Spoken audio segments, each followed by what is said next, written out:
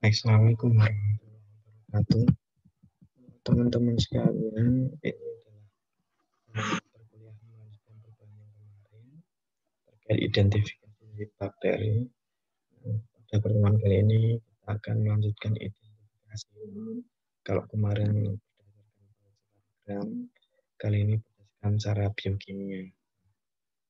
Yang pertama untuk kuman atau bakteri gram negatif, Enterobacteriaceae, mengenai bakteri yang ditanamkan pada media Kliker iron agar atau KIA, kemudian RIA, MIO, dan SSS.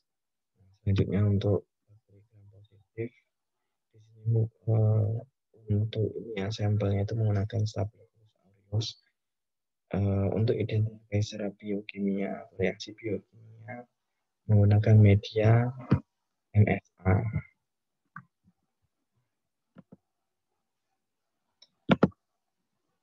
Selanjutnya untuk identifikasi secara biokimia kuman Enterobacteriaceae, yaitu yang pertama yaitu dengan cara gini ya, diambil ose lancip atau ose yang hanya yang itu bentuknya sama tidak terdapat hubungan seperti itu. Kemudian pijarkan padanya labi. Nah, memijarkan ose itu yang benar adalah dari pangkal sampai ke ujung, bukan dari ujung sampai ke pangkal, atau dari ujung atau ujungnya saja. Ini kan tujuannya untuk benar-benar mensterilkan secara pemanasan menggunakan api agar semua permukaan ose atau kawat tersebut itu dalam kondisi steril. Kemudian bicarakan pada nyala api sehingga gini teman-teman maksudnya kawat tersebut dipanaskan sampai benar-benar berwarna merah berbicar seperti itu. Nah itu biarkan dingin dan posisi agak dekat dengan api. Nah di sini untuk mengidentifikasi sampai suhu yang dikatakan aman itu dengan ini teman-teman caranya, yaitu yang pertama dipegang dari kawat tersebut, di pangkal kawat tersebut atau tersebut masih panas ataupun sudah gimana ya secara dengan hangat-hangat kuku itu kurang lebih suhu 45 derajat Celcius.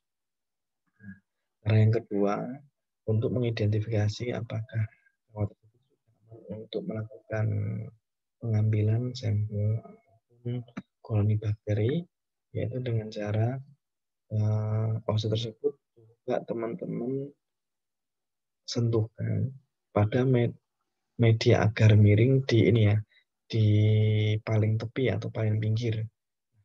Masih bunyi ces seperti itu, berarti kan kondisi kawatnya masih panas sehingga perlu ditunggu sampai benar-benar agak dingin ya atau hangat-hangat kuku. Setelah sudah hangat-hangat kuku kemudian bisa digunakan untuk mengambil sampel atau koloni sehingga bisa diambil kemudian diujikan pada media spesifik tersebut untuk uji biokimia.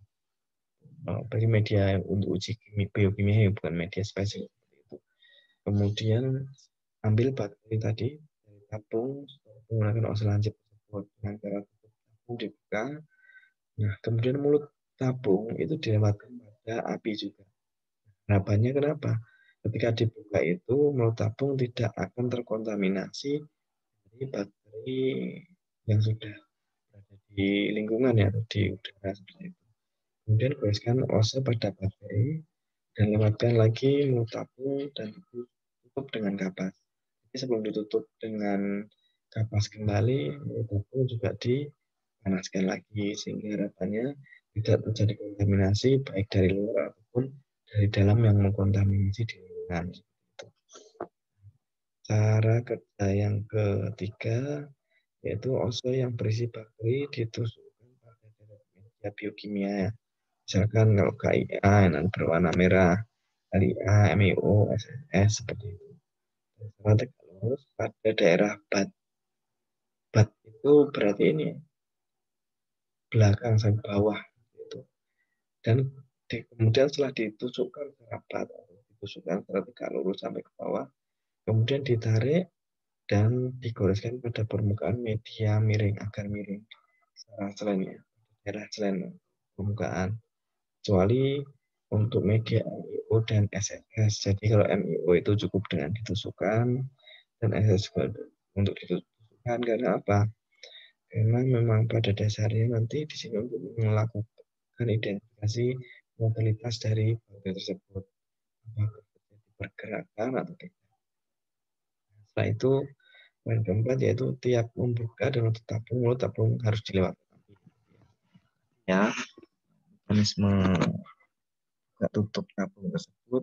Nah, setelah digoreskan media yang sudah disiapkan, yaitu diinkubasi sudah 37 derajat Celcius selama 24 jam. Nah, 24 jam ini sebenarnya ada range-nya, ada range waktu yaitu 18 sampai 24 jam, sehingga misalkan diamati setelah inkubasi 20 jam, 23 jam, ataupun 18 jam itu boleh. Kemudian, nah ini teman-teman, ini adalah cara preparasi sebelum melakukan pengujian, baik di lokasi lingkungan ataupun preparasi dari diri kita sendiri atau safety untuk diri kita sendiri seperti itu. Di sini kan dicontohkan di meja kerja ya, sebenarnya boleh-boleh saja, namun memang sangat riskan terhadap kontaminasi, maka lebih baik bila dilakukan di LAF atau laminar airflow. Nah, alatnya bisa kita tunjukkan ketika praktikum secara langsung, teman-teman, seperti itu. Nah, ini adalah caranya ya. Untuk yang pertama tadi dengan cara buka tutup tabung, kemudian harus yang sudah dibuka tabungnya harus dipanaskan pada api bunsan, dan ketika ditutup juga harus dipanaskan kembali. Nah, ini adalah gambaran mekanismenya seperti ini. Ini untuk memindahkan biakan dari cawan. Caranya jadi gini, dan tutup cawan itu jangan dibuka secara luas sehingga tidak ada potensi atau kemungkinan kontaminasi dari luar ataupun terjadi mengkontaminasi dari sampel kita ke lingkungan. Ada dua arah yang bersinggungan di situ. Kemudian ini teman, untuk hasil uji biokimia Citrobacter ya di sini. Untuk KIA itu nanti akan seperti yang berada di monitor teman-teman. LIA akan berwarna ungu, MIO, dan SS tadi kan misalkan gini teman, terjadi motilitas itu berarti di dalam permukaan ini terjadi rongga atau kekeruhan yang menyebar. Nah, kemudian misalkan terdapat produksi gas, itu berarti di dalam media agar ini akan terjadi rongga seperti space untuk ini ya, ditampungnya suatu udara di situ. Nah, itu berarti terbukti bahwa sel bakteri tersebut memproduksi gas. Kalau motilitas atau pergerakan, berarti di dalam media tersebut terdapat suatu kekeruhan atau ya ciri khas pertumbuhan bakteri seperti itu. Namun di dalam dalam media, dan itu menyebar ke seluruh bagian media tersebut. Nah, ini untuk uji biokimia Klebsiella, Salmonella typhi, Shigella, kemudian Salmonella enteriditis. Ini ditujukan pada masing-masing bagian ini, teman-teman. Jadi bisa diamati, misalkan setelah pengujian kan kita belum tahu ya sampel kita itu, asumsinya kita belum tahu apakah sampel kita itu Klebsiella, Staphylococcus aureus, Escherichia coli dan sebagainya. Asumsinya belum tahu. Bagaimana cara mengamati apakah ini E. coli, apakah ini Shigella? Ditunjukkan dengan perubahan kimia di sini. Dengan ditunjukkan entah dari perubahan warna permukaannya atau warna dalamnya, media, kemudian apakah ada motilitas dari sel bakteri, apakah ada produksi sel tersebut. Nah, ini untuk media KIA, gerak ion agar. Dalam media ini bentuknya miring. Nah, jadi miring ya. Jadi bentuknya seperti ini. Nah, ini kan permukaannya miring, tidak lurus. Ini untuk KIA. Karena harapannya untuk pengujian bat dan goresan bat dan selain. Di samping mempelajari reaksi bakteri komponen penyusun media juga diperhatikan adanya produksi asam. Nah, ditandai dengan perubahan warna dari merah menjadi kuning. Misalkan, nah kayak ini kan awal mula warna dasar dari media tersebut adalah merah. Nah, ketika sudah terpapar atau dilakukan pengujian, jika pada dasar media tersebut berwarna kuning sampai orange seperti itu, berarti terdapat produksi asam ditunjukkan dengan warna kuning. Nah, baik pada daerah yang miring atau selain ataupun pada tusukan. Jadi antara di tusukan bat ini sampai dasar dan goresan secara miring agar tadi itu ada warna oranye. Nah, di sini ternyata untuk Surobakter terdapat warna kuning sampai oranye sehingga memang terbukti dia memproduksi asam. Kemudian kayak dapat dipelajari reaksi bakteri terhadap gula-gula, laktosa, dan dextrosa. Nah, apakah bakteri tersebut menghasilkan asam dan gas atau menghasilkan asam dan gas atau tidak memecah kedua gula tersebut? Nah, apakah mempunyai kemampuan membentuk H2S yang akan diikat menjadi sulfida dan akan terlihat warna hitam. Nah, misalkan mempunyai kemampuan membentuk H2S, berarti nanti pada bawahnya media tersebut itu terdapat warna hitam. Seperti itu. Kemudian, nah ini teman-teman.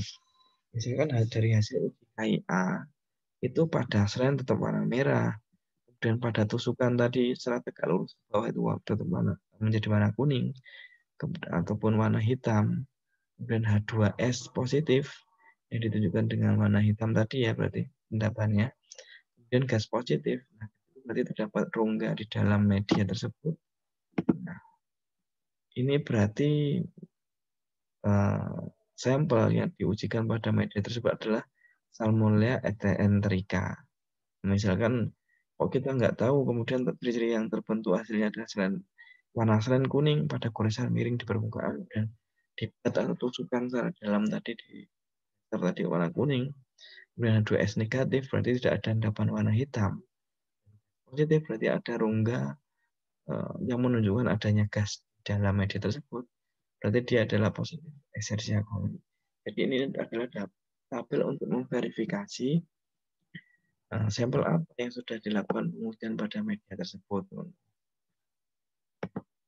Nah, selanjutnya untuk atau semi-solid salt sucrose agar dalam media ini dapat dipelajari yang pertama motilitas bakteri.